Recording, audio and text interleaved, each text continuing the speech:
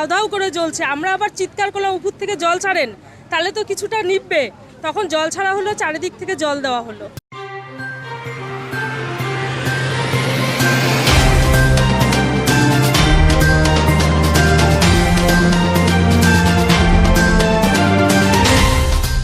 বিধ্বংসী অগ্নিকাণ্ডের ঘটনায় চাঞ্চল্য ছড়ালো শিলিগুড়িতে।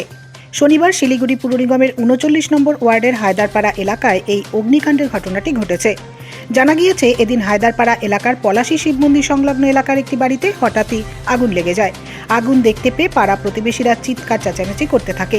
পাশাপাশি স্থানীয়রা মিলে আগুন নেভাতে এগিয়ে আসে। এরপর খবর পেয়ে দমকলের একটি ইঞ্জিন ঘটনাস্থলে পৌঁছে আগুন নিয়ন্ত্রণে আনে।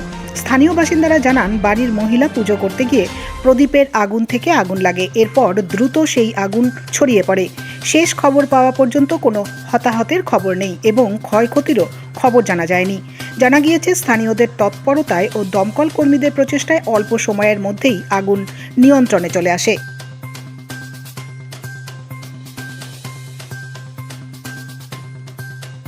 আমি ওখান দিয়ে হেঁটে হেঁটে আসছি, দেখছি উপর দিয়ে পুরো কালো ধোঁয়া। তারপরে এইটুকু আস্তে আস্তে দেখি পুরো ধাউ ধাউ করে জ্বলছে। আমরা আবার চিৎকার করলাম উপর থেকে জল ছাড়েন, তাহলে তো কিছুটা নিববে। তখন জল ছাড়া হলো, চারিদিক থেকে জল দেওয়া হলো। এখন এই যে দমকল আসলো, তার আগেই নিভে গেছে। আমি ফার্স্টে বাড়ি থেকে মানে টিফিন করে নামতেছি, তখন পাশের বাড়ি, তখন আমি ফাটফুটে ফুটতেছে, আমি বলে যুদ্ধ লেগে গেল নাকি। দৌড়, আমার ছেলে বলতেছে, বাবা ওই বাড়িতে আগুন লাগছে। তো এই বাড়িতে বাড়ির ঘরের ভিতরে মেয়েটার মা ছিল, মানে এই বাড়ির মালকিন ছিল। তারপরে আমি ফার্স্টে কে যেন আমাকে 1 বালতি জল দিল, ভিতরে ঢুকা যাচ্ছে না। ফার্স্ট আমি ঢুকে 3 বালতি জল মারার পরে তারপরে ছেলেবেলেরা আমাকে টাইনে এইভাবে ধরে বলতেছে, কাকু তুমি সরো, তোমার কাজ না, তুমি মরে যাবা, তুমি সরো। তো ওরা যে ছেলেপেলেদের খুব অবদান এখানে। কিভাবে আগুন লেগেছিল বলে মনে করেন? এইখানে মেয়ে, এবারে মেয়ের মুখে শুনলাম পুজো করতে গিয়েছিল, উনি ভদ্র মহিলা, খুব দুর্বল।